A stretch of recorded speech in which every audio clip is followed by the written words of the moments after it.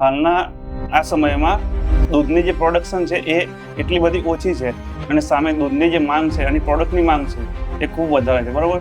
તો એના કારણે પ્રોડક્ટમાં કઈ રીતે આપણે કોઈ ભેળસેળ હોય અથવા તો એને કઈ રીતે આપણે શું કહેવાય કે દૂર કરી શકીએ, તો એ માટે અહીંયા લેબનો ખૂબ શું કહેવાય કે શીખવાડવામાં આવે છે, જેની મદદથી આપણી જે પ્રોડક્ટ છે એમાં કોઈ ભેળસેળવાળી વસ્તુથી કઈ વસ્તુ આડીઅવળી ના બની જાય એ શીખવાડવામાં આવે છે, જેના માટે લેબ જરૂરી છે.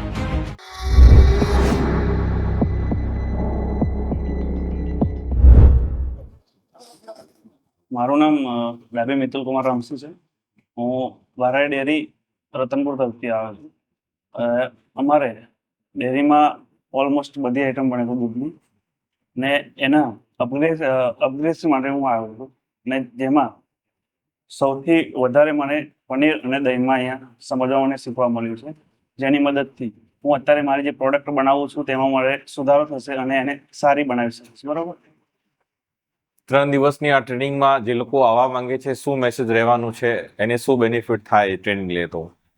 3 દિવસમાં તમે કોઈ અહીંયા આવવા માંગતા હોય તો 3 દિવસમાં તમારી ડેરી હોય અથવા તો કોઈ પ્રોડક્શન લાઇનમાં તમે હોય તો એમાંથી તમે તમારી પ્રોડક્ટને સારી રીતે પરફોર્મન્સ કરી શકો, બજાર સામે મૂકી શકો એને, અને કસ્ટમરને વધારે તમે એટ્રેક્ટિવ રીતે એ કરી શકો. તે માટે સારી પ્રોડક્ટ અને એમાંથી શું કહેવાય કે સ્ટાન્ડર્ડાઇઝ પ્રોડક્ટ તમે બજારમાં મૂકી શકો, તે માટે અહીંયા શીખવાડવામાં આવે છે.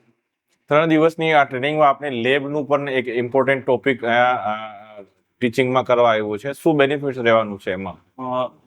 આ જે ડેરી પ્રોડક્ટ છે એમાં લેબનું જે ઇમ્પોર્ટન્ટ છે ખૂબ જ વધારે હોય છે, કારણ કે હાલના આ સમયમાં દૂધની જે પ્રોડક્શન છે એ એટલી બધી ઓછી છે અને સામે દૂધની જે માંગ છે અને પ્રોડક્ટની માંગ છે એ ખૂબ વધારે છે, બરાબર. તો એના કારણે પ્રોડક્ટમાં કઈ રીતે આપણે કોઈ ભેળસેળ હોય અથવા તો એને કઈ રીતે આપણે શું કહેવાય કે દૂર કરી શકીએ, તો એ માટે અહીંયા લેબનો ખૂબ શું કહેવાય કે શીખવાડવામાં આવે છે, જેની મદદથી આપણી જે પ્રોડક્ટ છે એમાં કોઈ ભેળસેળવાળી વસ્તુથી કઈ વસ્તુ આડીઅવળી ના બની જાય એ શીખવાડવામાં આવે છે, જેના માટે લેબ જરૂરી છે.